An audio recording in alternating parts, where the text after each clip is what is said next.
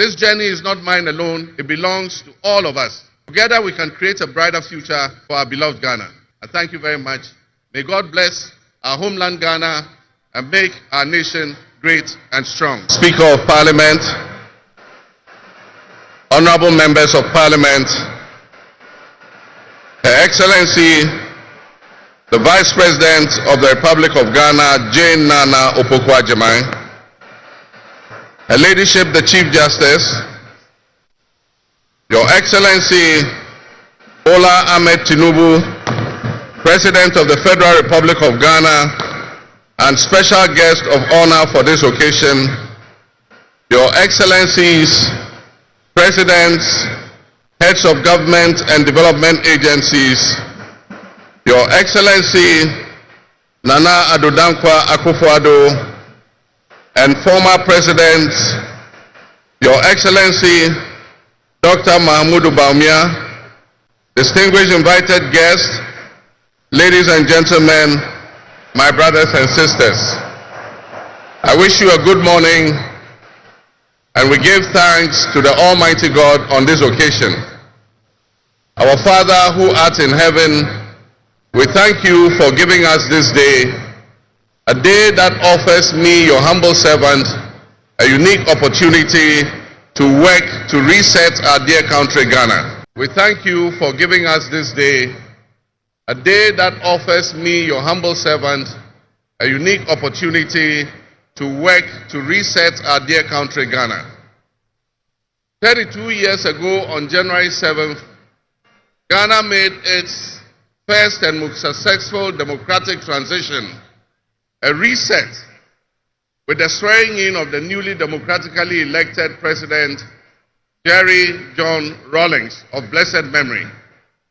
Our nation was returned to a multi-party democracy with a new constitution that went into effect, and the Fourth Republic was officially established. I refer to it as a reset because on that day in 1993, we made our fourth attempt at establishing a democratic system of government with term limits based on free, fair, and transparent elections.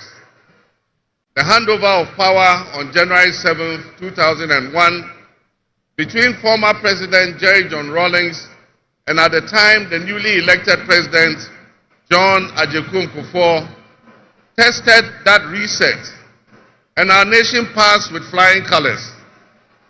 So today, with my induction as the new President of the Republic of Ghana, history is being made once again. And it is a history worth repeating every 4 years with each newly elected president. Today, we're also making a different kind of history, one that speaks to our maturity as a democracy, a nation of citizens enfranchised with the authority at the polls to determine their political future. Today's exercise between the outgoing President, His Excellency Nana Addo Akufo-Addo, and I feels a bit like a deja vu. That is because 8 years ago to this day, on January 7, 2017, we shared this same space and performed this same transitional exercise. At the time, I was the outgoing President, having served one term, and he was the incoming President, having been given a mandate by the people of Ghana to lead this great nation of us. He and I both understood on that day, as I'm sure we are today, that it is the people of Ghana that we are elected to serve. Somehow, it seems fitting that it is with Nana Akufo-Addo that I twice shared this stage and this unique historical distinction, because Nana Akufo-Addo and I began our national political careers in Parliament in the same year, 1996. He has always greeted me with warmth, a firm handshake, and a smile. And he is perhaps the only person in my life who has persistently chosen to call me Johnny. While we belong to opposing political parties, we shared a sense of mutual respect. In those early days, we probably could not have imagined that destiny would bring us to the leadership of our respective parties and that we would have to face off 3 separate times as we each vied for the highest office of the land. Nana, as this will be our final meeting under these circumstances, and as I look back on the journey we have traveled together, 2 much younger men who entered Parliament together with a full head of black hair and you with the same bald head and round eyeglasses, I have to say that you have without exception been a worthy opponent. I extend my warmest wishes to His Excellency, the former Vice President, Dr. Alhaji Mahmoud Bawumia. It was a grueling campaign and we gave it our all. Your sportsmanship in making an early concession eased tensions and contributed to the early conclusion of the electoral contest. I wish you all the best in your endeavors. My brothers and sisters, the world in which Ghana exists today, as I begin this presidency, is not the same world in which we have lived under other presidencies. There are tensions and conflicts that have not previously existed between nations. These tensions and conflicts place pressure on alliances to decide where we will support. There's a seismic shift happening within the system of global economic dominance. Whereas the G7 nations, United States, the United Kingdom, Canada, France, Germany, Italy, and Japan once provided the highest percentage of the world's GDP, over the last decade, that number has been steadily dropping. However, the combined total of the GDP of the BRIC nations, Brazil, Russia, India, China, South Africa, Iran, Egypt, Ethiopia, UAE, their GDP has been consistently increasing. In 2023, for instance, the G7's combined total of world GDP was 30%. But by 2029, that number is predicted to drop to 27%. In 2023, the BRICS percentage of world GDP was 37.3%. And so what does this mean to us in Ghana? What could it mean to our economy? Where do we fit in this geopolitical maelstrom? Technology such as artificial intelligence has taken us to new heights, opening up the potential for national, financial, and personal security issues that we are not yet able to imagine. One example is the use of misinformation and algorithm manipulations on social media platforms to sway a particular group's sentiments towards or away from something. Now more than ever before, we need to strengthen our ties with our neighbors to ensure that we're working together to keep our sub-region safe. We stand in solidarity and work in alliance with all our neighbors in the sub-region. Recognizing the history of our borders, we also acknowledge that on the other side of our country's borders are our family members. They may be Ivorians, they may be Togolese, they may be Burkinabes, they may be Nigerians or Malians, but they are also Akans, they are Kassinas, they are Gwans, they are Ewes, they are Nzemes, they are Hausas, they are Moshis and Gurmes, because we are all part of one another, one big family. With the increase of the climate crisis, and as the waters grow warmer, melting the Arctic ice and permafrost, there's a greater likelihood for viruses that have been frozen and thought to be extinct for decades, perhaps even centuries, to begin to spread and create another global pandemic. The changing climate conditions, increased population density in urban areas, and mass international travel are enabling existing viruses to spread and mutate at a faster and faster rate than they did before. This is a serious challenge. Let us not forget the toll that the past epidemics of viruses like Ebola, COVID, and Mpox have taken on the families and communities and medical infrastructure in several of our neighboring countries and in the sub-region. Let us also not forget how swiftly and completely the COVID pandemic brought the entire world to a screeching halt.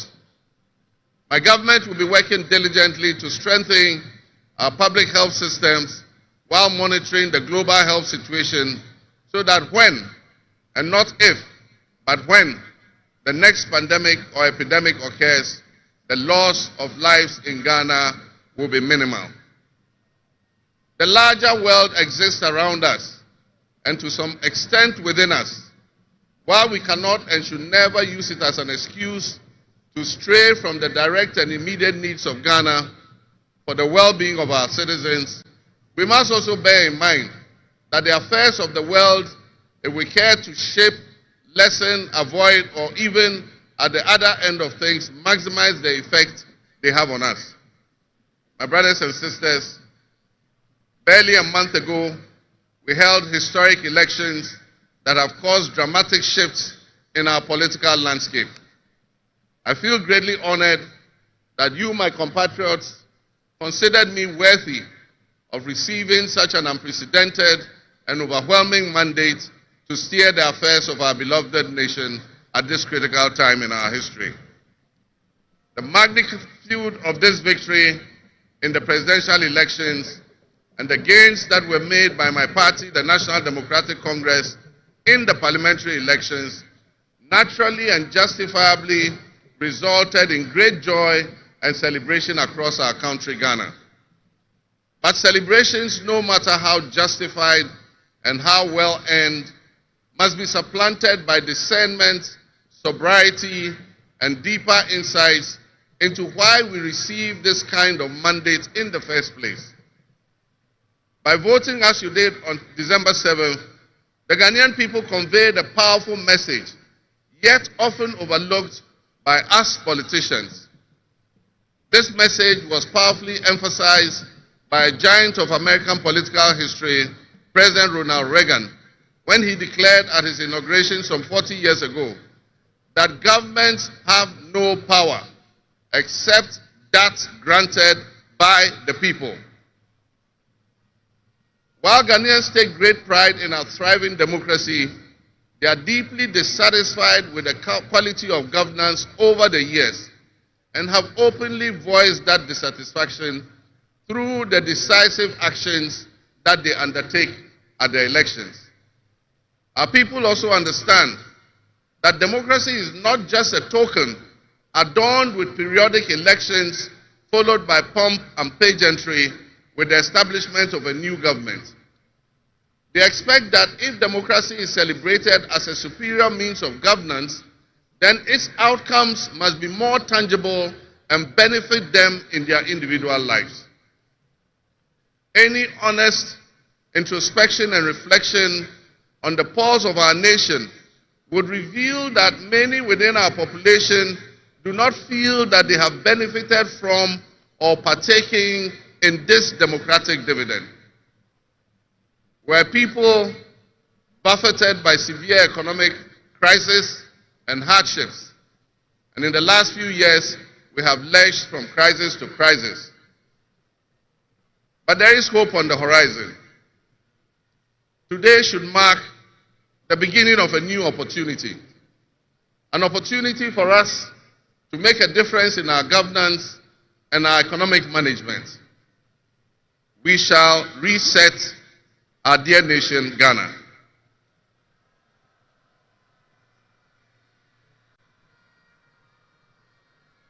To the millions of my fellow countrymen and women who joined long queues and waited in the sun for their turn to vote for me, you have my sincerest thanks for honoring me.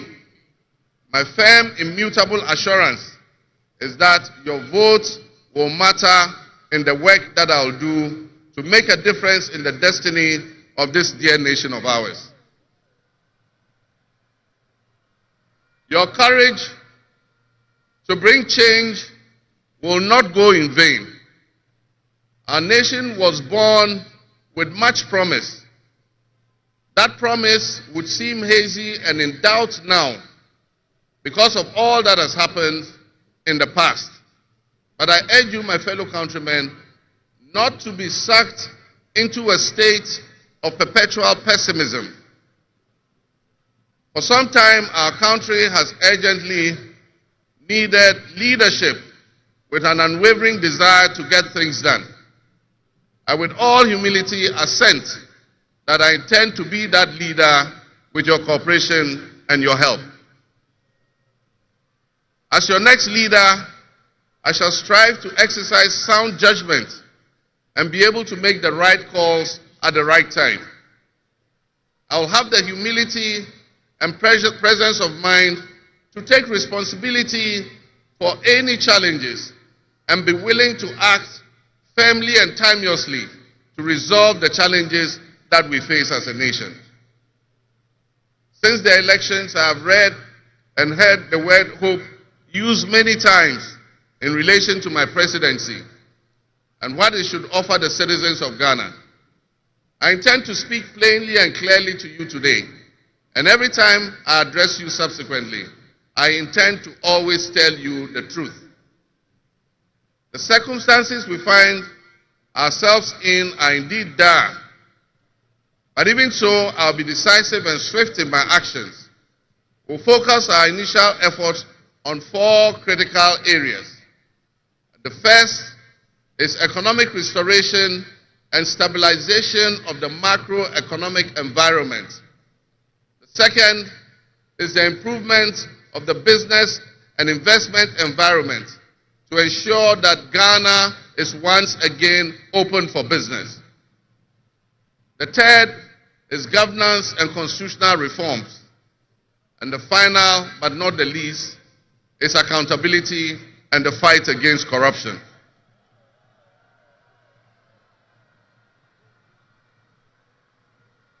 My brothers and sisters, actions have always spoken louder than words.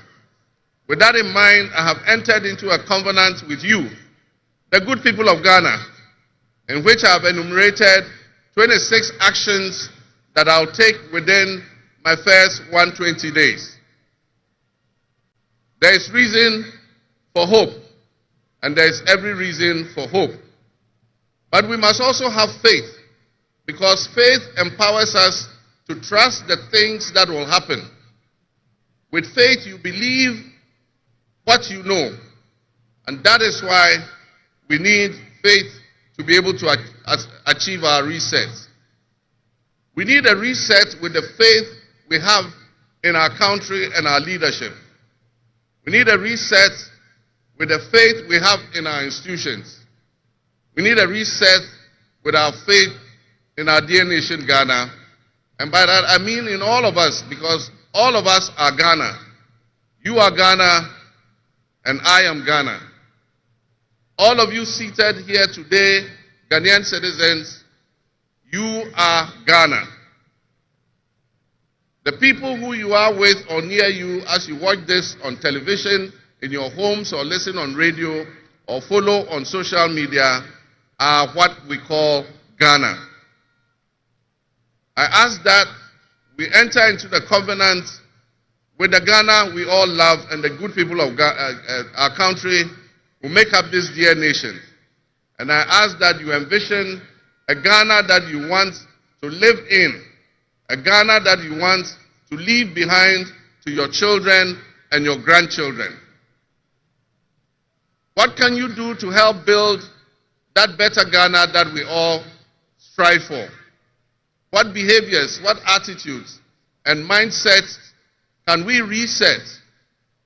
We need a reset, and we have faith in Ghana's ability to overcome, excel, and be so successful with this reset that it will be difficult to imagine a time when that was not the case. As we stand at this momentous crossroads in our nation's history, I am honored and humbled to accept the mantle of the President of the Republic of Ghana. Today we celebrate a new administration and herald an unprecedented era of opportunity and transformation. With Nana Jane Opoku-Agyeman by my side, we are poised to embark on a journey of progress and inclusivity, united in our vision for a more prosperous Ghana. This day is particularly special for us and for every Ghanaian who dreams of a society where barriers are shattered and ambitions are realized.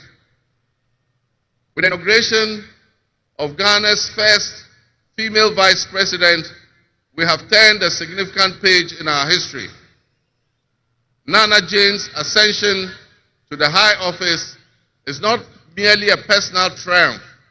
It symbolizes our collective commitment to fostering a nation where gender equality and female representation are cherished and amplified. This is a powerful testament to the power of diverse voices to shape the future, voices that have the courage to soar beyond our traditional confines. My brothers and sisters, together as we look to the horizon, we reaffirm our dedication to breaking the glass ceiling that has long hindered many from reaching their full potential.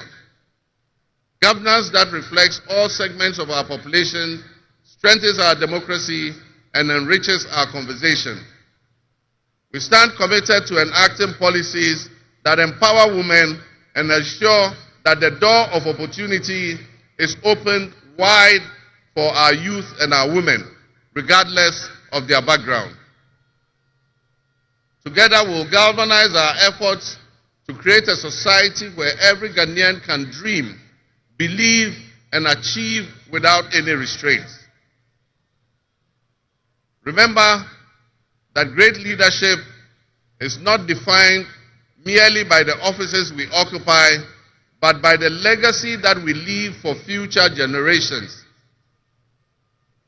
My administration, along with my Vice President, Nana Opoku-Agyeman, will prioritize inclusivity, accountability, and innovation, forging pathways that will lead to the upliftment of all of our citizens. I'm profoundly grateful for this moment, a cornerstone in our journey towards a brighter future for Ghana. In this resounding victory, I see a clarion call, particularly from the youth of Ghana, a generation that is brimming with potential and dreams that are waiting to be realized. This moment is a powerful affirmation that your voices matter, that your aspirations are valid, and that your future must be our priority.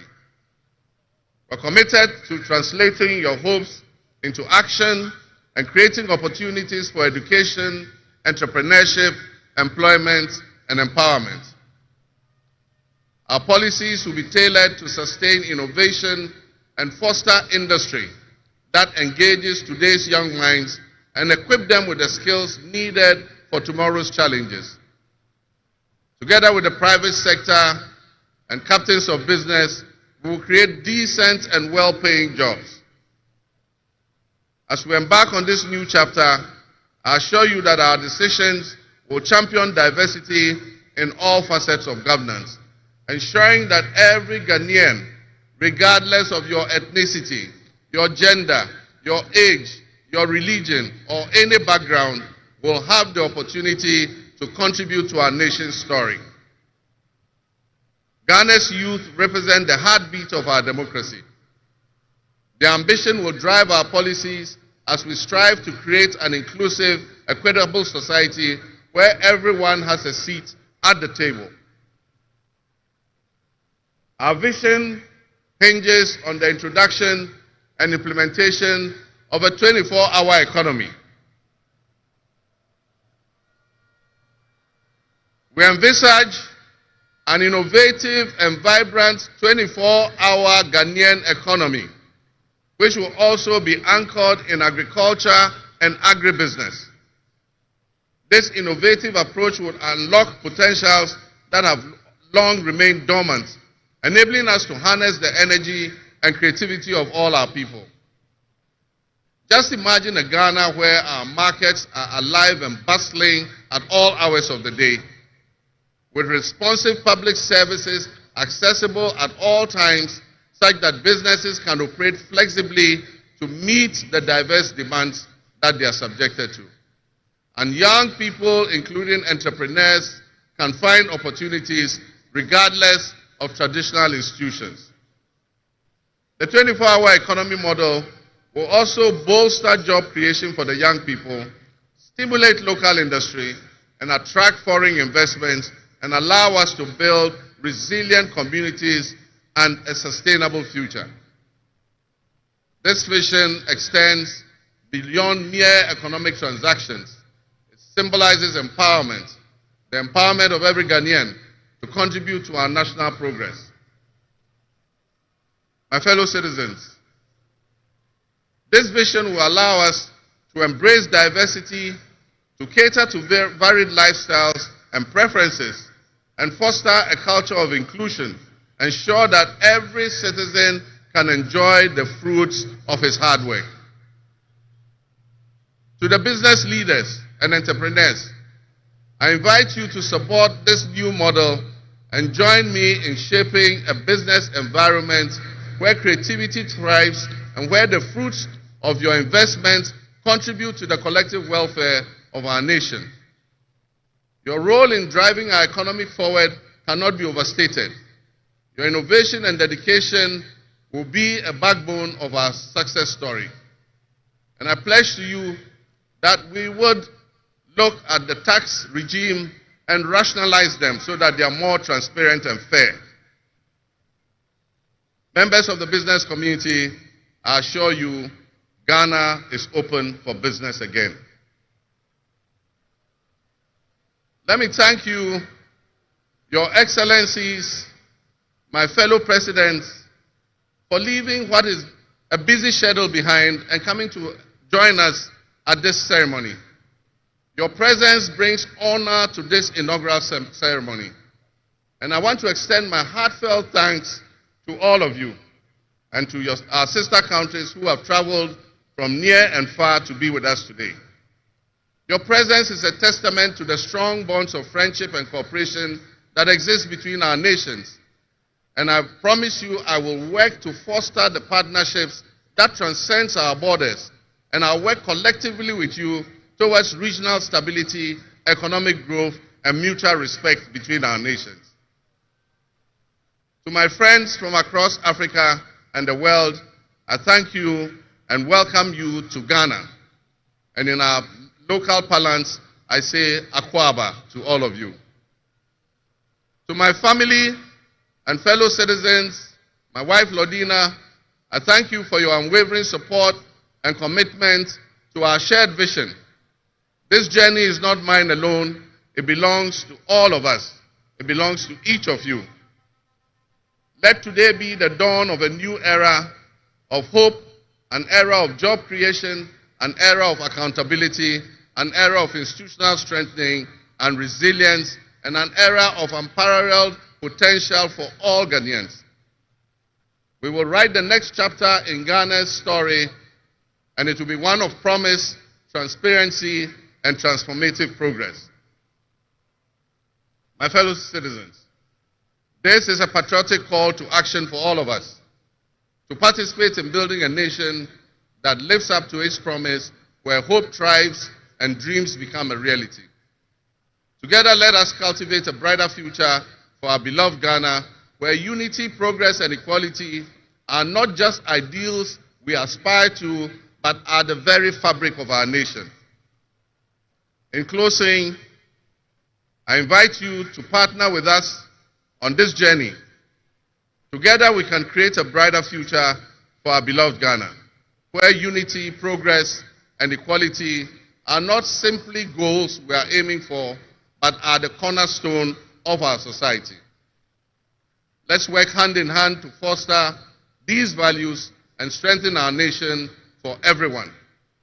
My fellow citizens, our invited guests, I thank you very much. May God bless our homeland Ghana and make our nation great and strong. I thank you.